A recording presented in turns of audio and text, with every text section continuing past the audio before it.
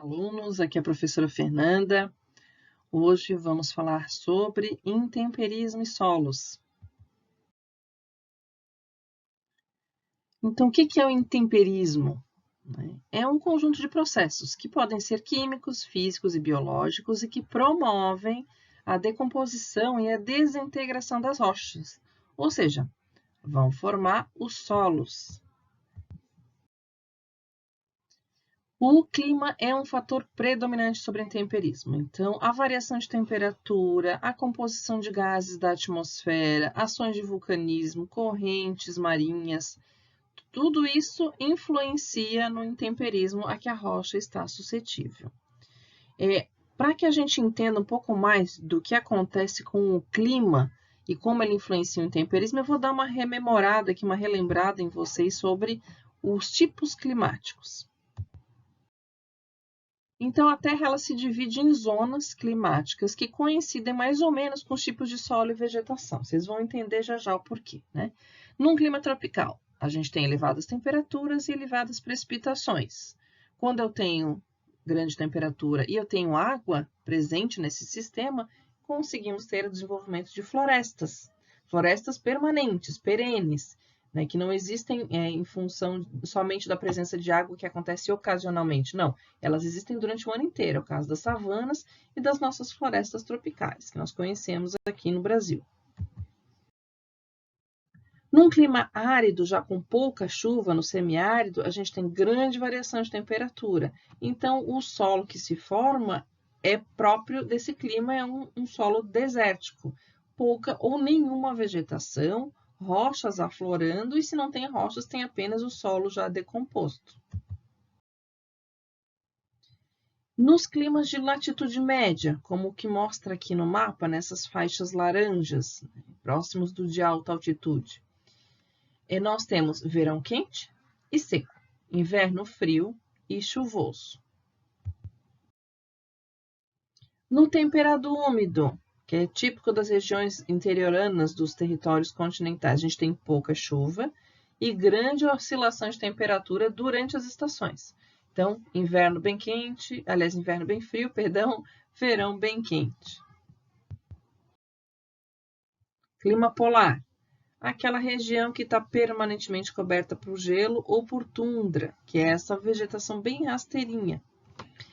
As temperaturas, elas não são muito elevadas, então, normalmente, eles têm água descongelada na superfície por mais ou menos 3 ou 4 meses. No resto do ano é sempre coberto por gelo.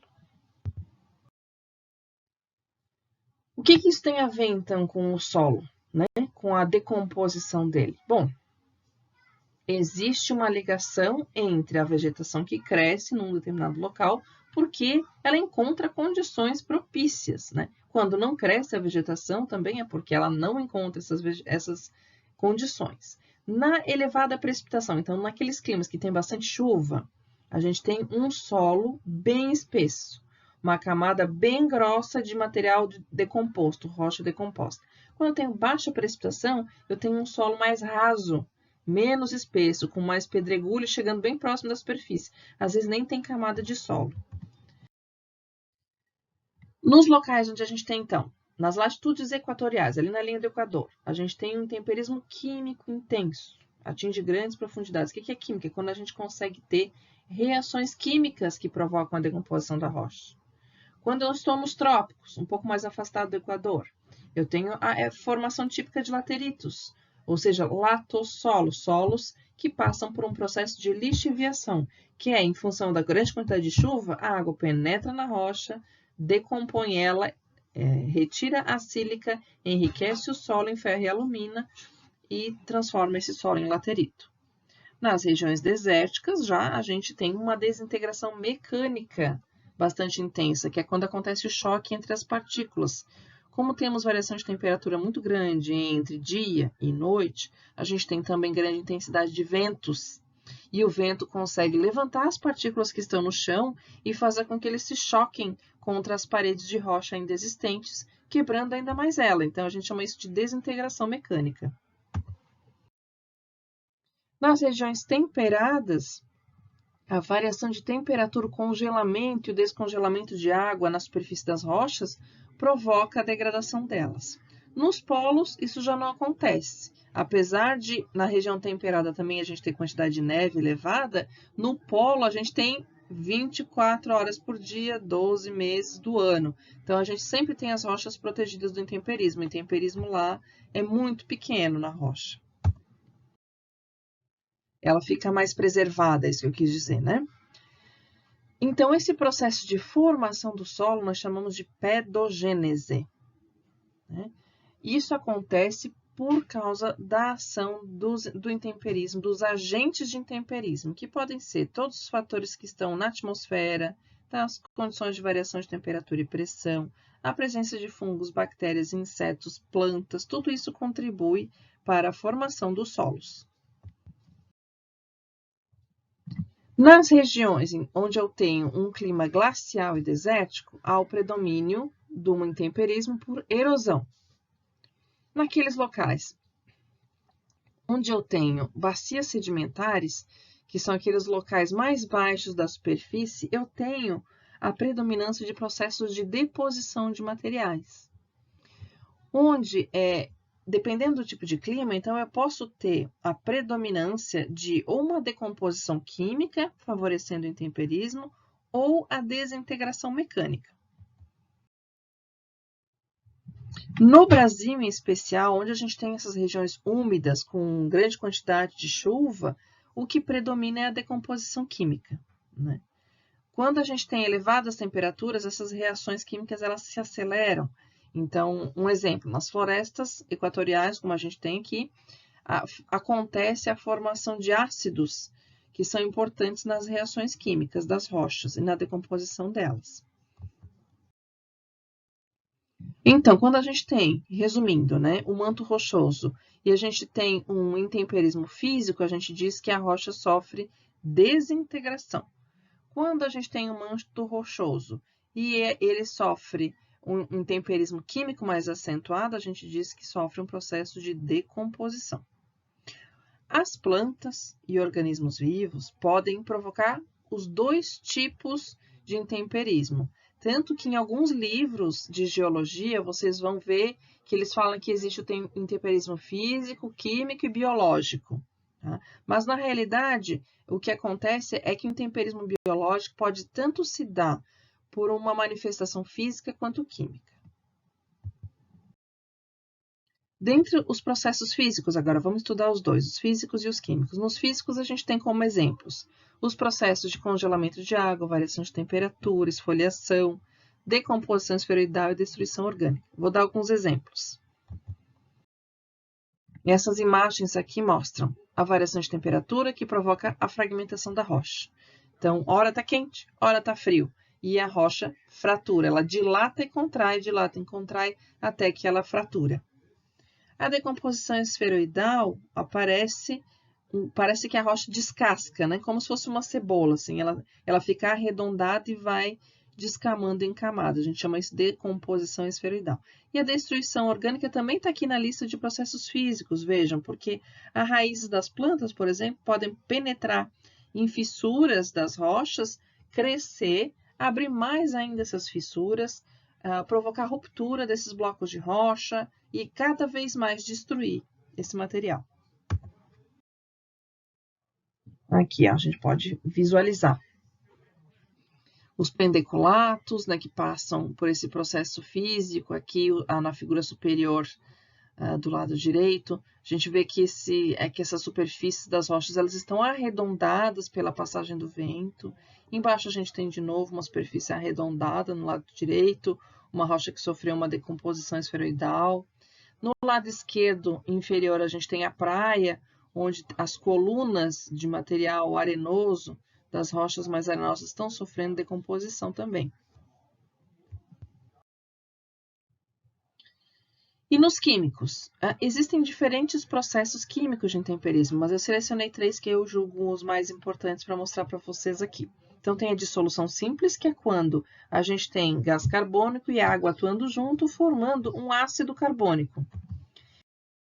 Esse ácido carbônico, ele corrói a rocha, principalmente aquelas que possuem ferro na sua composição, calcário, magnésio, sódio, potássio, e é o que forma, por exemplo, aquelas cavernas que têm estalactites, estalagmites. Essas fotografias aqui são das cavernas aqui de Botuverá, próximo a Brusque, em Santa Catarina, que ficam normalmente abertas à visitação.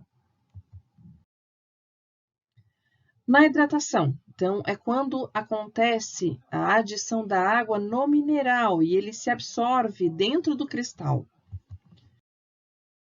da rocha. Então, por exemplo, a anidrita, que é CaSO4, quando ela incorpora duas moléculas de água, na sua composição química, na sua composição cristalográfica, se transforma em gipsita, que é a rocha de onde a gente extrai o gesso para a construção civil.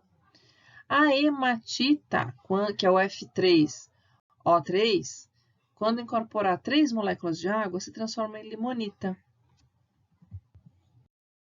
Eu tenho uma visualização delas. Ó, anidrita na esquerda, gipsita na direita. Aqui, de novo, na esquerda, a hematita, uma rocha à base de ferro, por isso a coloração negra, brilho metálico. E no lado direito, ela incorporou água, oxidou e se transformou nesse material amarelado. O ferro, quando oxida, muda de cor, né?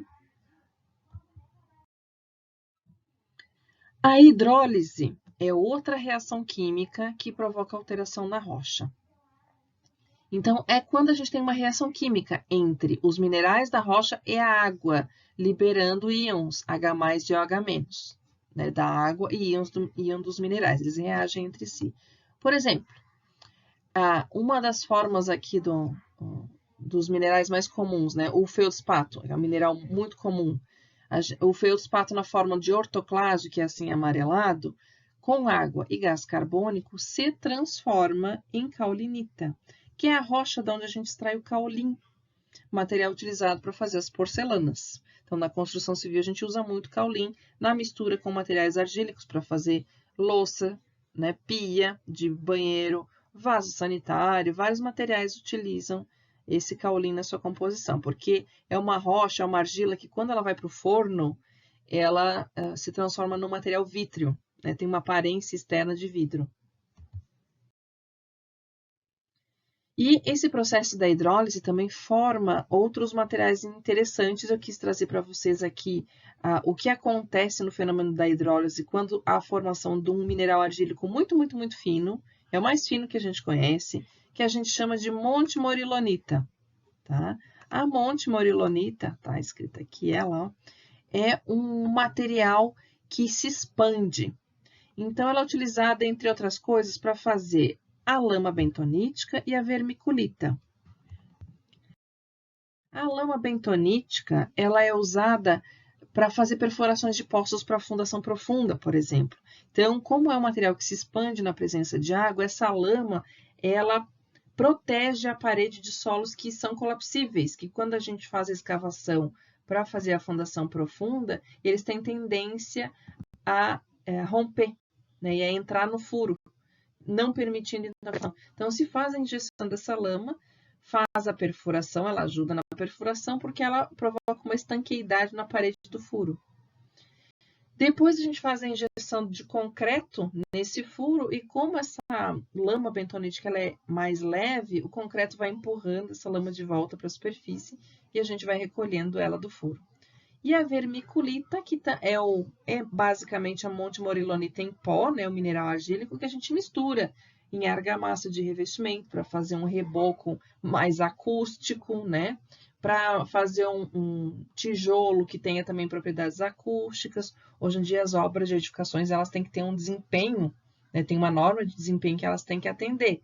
Então, elas precisam estar atendendo essa norma também nesse quesito da acústica. Para isso que é utilizada a vermiculita, entre outras coisas. Bom, depois de falar para vocês sobre os tipos de intemperismo, vamos falar sobre o que acontece depois, né? A decomposição dele. Então, o manto de alteração da rocha, essa rocha alterada da superfície, a gente chama de rególito. Ele é composto basicamente de uma mistura de fragmentos de rochas, minerais, areias, argilas E esses fragmentos tanto podem permanecerem no lugar, lá no talude onde a rocha se decompôs. Talude é aquela superfície inclinada do morro, né? O morro, a parte inclinada a gente chama de talude. Como ele pode descer. Então, pode acontecer um movimento de massa, por gravidade, esse material desmoronar. Quando ele fica lá em cima do talude, decomposto, a gente chama de elúvio. Quando ele sofre um movimento de massa e vai para as porções mais baixas, chamamos isso de colúvio. Então, quando ele se movimenta na superfície, ocorre aquilo que a gente chama de movimentos de massa, né? Então, acontecem escorregamentos que envolvem a movimentação de material terroso, terra, solo, rocha, em velocidades e em quantidades de massa diferentes. Podem ocorrer diferentes tipos de movimento. Geralmente, a gente chama tudo de deslizamento, mas não é, né? Então, nessa figura, a gente vê, ó, a queda lá em cima. Queda é quando acontece o desprendimento de blocos de um maciço, mas vejam que a parte superior permanece lá. Então, a parte de baixo se rompe em blocos. Isso é o que chamamos de queda, queda de barreira, né? Tombamento é quando os blocos se desprendem e giram, assim, ó, no movimento dessa seta que eu estou desenhando. Caem para o lado. Rolamento é quando há o desprendimento de blocos de rocha. O deslizamento, propriamente dito, é quando acontece uma movimentação de grande quantidade de solo sobre uma superfície. E essa superfície, ela pode ser arredondada embaixo, na base, como está mostrando aqui nessa figura. Ó, vou tentar desenhar em cima. Tá? A gente chama isso de deslizamento rotacional. Como a base do deslizamento pode ser uma superfície plana, e aí nós dizemos que é um deslizamento translacional. A gente pode ter também corridas de massa, que é quando lá no meio do meu talude uma parte desse solo se desprende e ele desce como se fosse uma lama. E a gente pode ter a subsidência. O que é uma subsidência? É quando o chão desce abruptamente. Parece que acontece uma sucção assim, ele vem para baixo. Isso a gente chama de subsidência. Geralmente, a subsidência acontece porque nós temos, olha como na figura, um túnel, uma escavação, um rio subterrâneo, uma área de mineração, né? Às vezes a gente está construindo uma residência numa superfície onde embaixo tem uma área de mineração de carvão ou de algum outro mineral. Então, esses são os tipos básicos de movimento de massa que eu queria que vocês compreendessem a nomenclatura. Não é tudo igual. Aqui, por exemplo, essa é uma fotinho do que aconteceu lá em Angra, né? A gente observa há uns anos atrás que houve uma vítima, inclusive, infelizmente. Então, o que a gente observa aqui? Onde aconteceu o deslizamento, tem as setinhas vermelhas, a gente vê que isso aqui é um movimento que aconteceu numa superfície plana, né? Infelizmente, tem casas aqui embaixo, por um milagre, não foram pegas, porque essa massa de solo ela deu uma estabilizada nessa porção inferior direita, mas ela tende a continuar se movimentando.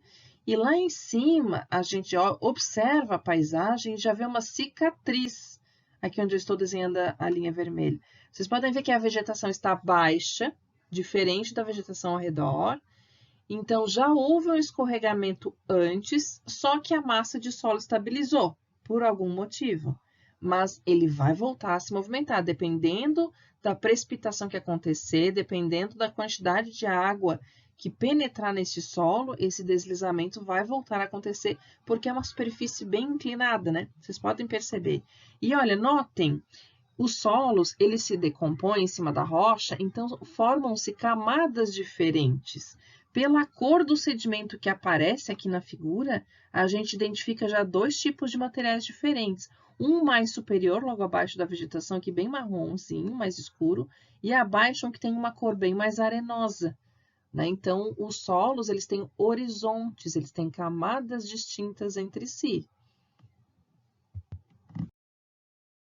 Aqui outros exemplos, né? Uma corrida de lama, isso aqui é no Rio de Janeiro, no túnel que vai lá para a Barra da Tijuca. Aqui um exemplo na esquerda que é de literatura, né? Uma suposição, não é uma fotografia, enfim.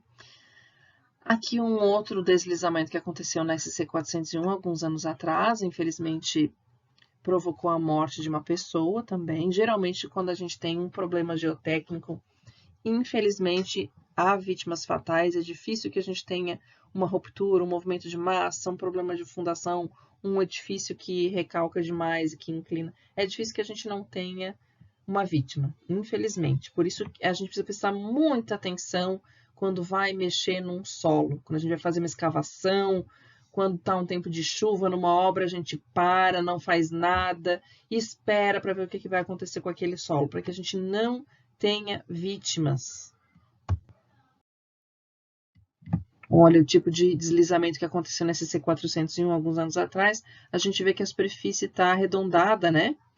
Então, ali que aconteceu o movimento de massa. Mesmo sendo uma região vegetada, o que ajuda a segurar o solo, as raízes. Olhem a profundidade aqui das raízes das árvores, vocês conseguem ver?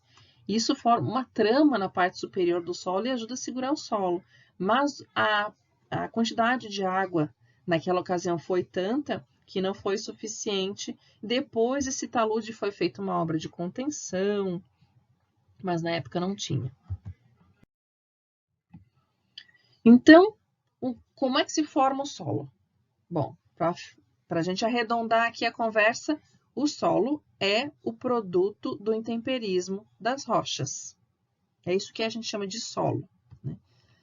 Ele é produto dessa sequência, dessa sequência de fenômenos que vão acontecendo durante a vida de uma rocha e que vão culminar no aparecimento desse material fino na superfície que a gente conhece como sendo solo. Como é que acontece essa evolução da decomposição? Tem um esquema aqui que mostra. Ó. Então, inicialmente, a crosta era toda rígida, só tinha rocha. Era o que a gente chama de rocha-mãe, lá em cima. Aqui em cima da figura, ó, do lado esquerdo, não tem nada, não tem vegetação, não tem nada, é rocha. Com o passar do tempo, a gente vai... A água da chuva bate, variação de temperatura nessa rocha, ela fragmenta em pedaços menores. Aí já começa a surgir a oportunidade de aparecer um material orgânico. Bactérias, fungos, pequenos vegetais. Depois, esse horizonte inicial já aumenta. O intemperismo, a água da chuva começa a chegar até camadas mais profundas, penetrar mais no solo. Começa a acontecer aquele processo de lixiviação, onde há o carreamento de materiais da camada de cima para de baixo quando a água passa. Já quando a gente tem uma camada de solo maior, mais espessa, a gente começa a ter vegetais maiores, plantas maiores, árvores maiores, arbustos maiores. Até que no fim, a gente já tem um solo maduro. O que é um solo maduro? É um solo que tem várias camadas, vários horizontes. Lá em cima, então, a gente tem a matéria orgânica, vegetação. Depois a gente tem um horizonte A, que é um horizonte onde tem ainda uma certa quantidade de matéria orgânica misturado com os finos do solo. Depois um horizonte B, que é o que a gente chama de solo mesmo, solo intemperizado, que é basicamente a rocha bem decomposta. Temos um horizonte C, que é uma mistura de solo e bloco de rocha. Depois, embaixo, a gente vai ter aí uma rochinha fragmentada e a rocha-mãe. Isso é um solo maduro. Esses solos, eles são constituídos do quê? Do que é feito, o que tem dentro de uma porção de solo quando eu coleto no campo? Então, tem mineral. A matéria mineral é o mineral da rocha. Pode ter matéria orgânica ou não. Umidade, ou seja, água e ar. Quando o perfil do solo ele vai sendo desenvolvido pelo processo, então, da meteorização da rocha, ou intemperismo da rocha, vão se formando aqueles horizontes, aquelas camadas, que eu chamei na figura anterior de horizontes A, B, C e D. Então, ó, de um jeito mais esquemático, né, o desenho aqui representa as camadas de um solo que é maduro, que é desenvolvido. Lá em cima eu tenho o horizonte O de orgânico. A, que é o horizonte onde essa matéria orgânica ainda interage mais com os sedimentos. O B solo, só propriamente dito. O C, solo com fragmentos de rocha, rocha fragmentada e lá embaixo a rocha-mãe. Isso a gente vê direitinho no campo. Não é que a gente não consegue observar, a gente faz um corte no talude e a gente consegue enxergar direitinho essas camadas.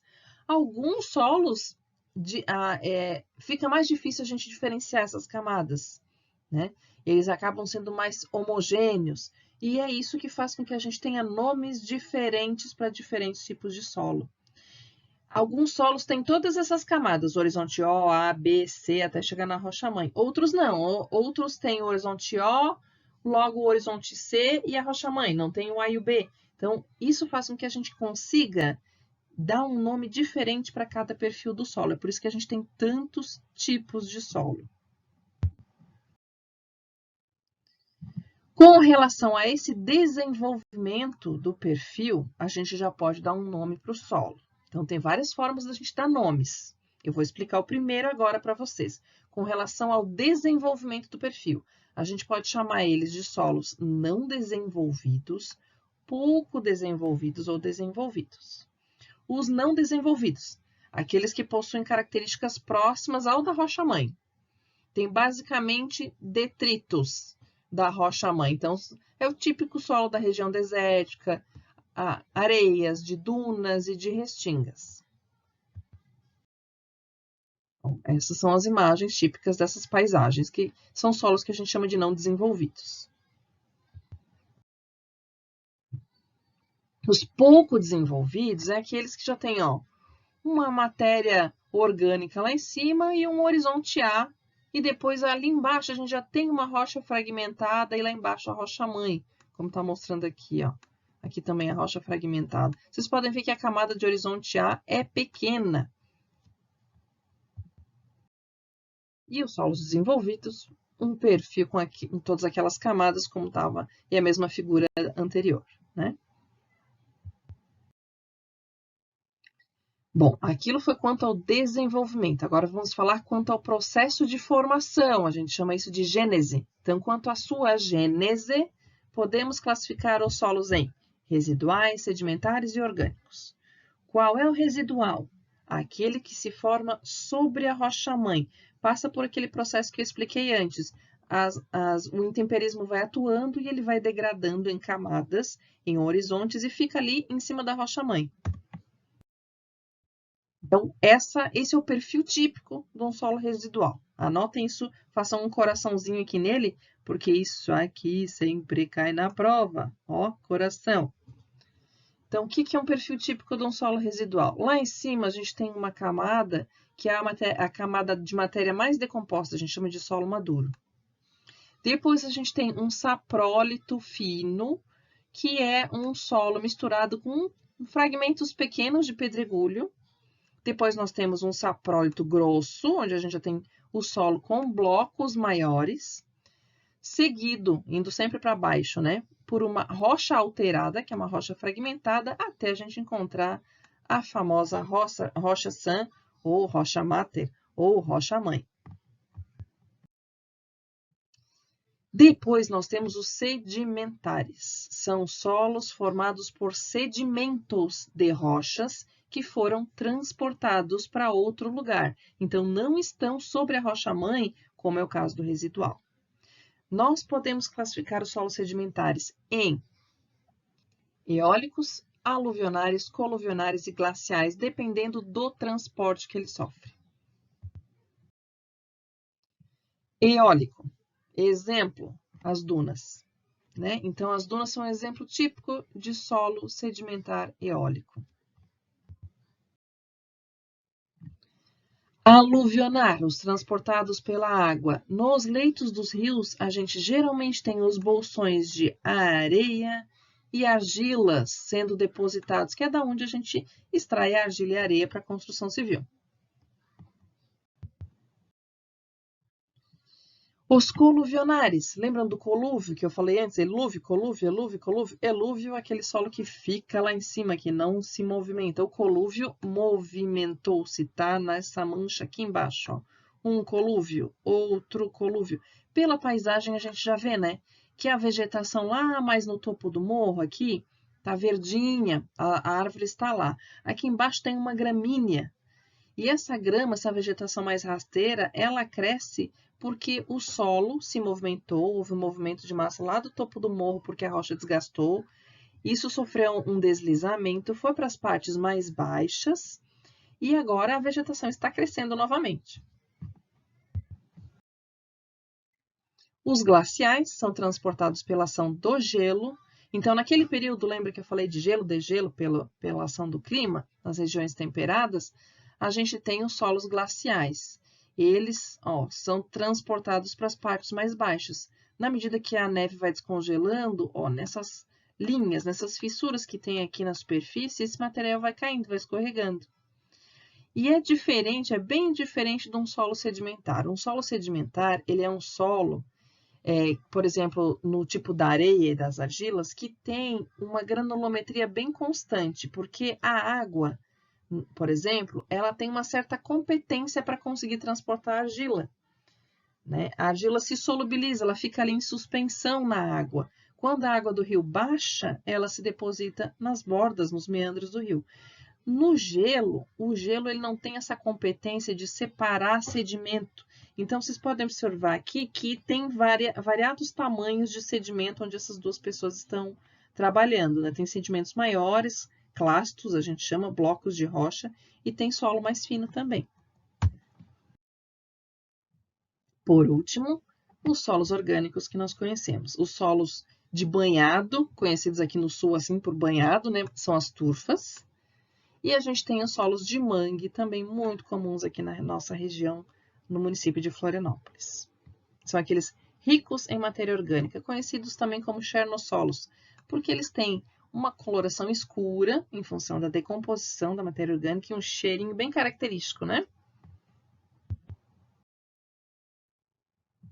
Vamos a alguns exemplos, então, de solos. Algumas situações que eu queria explicar para vocês. Aquela tal da lixiviação que eu falei antes, que forma os latossolos, olha. Então, quando chove demais, nesse talude que está cortado, a gente consegue entender.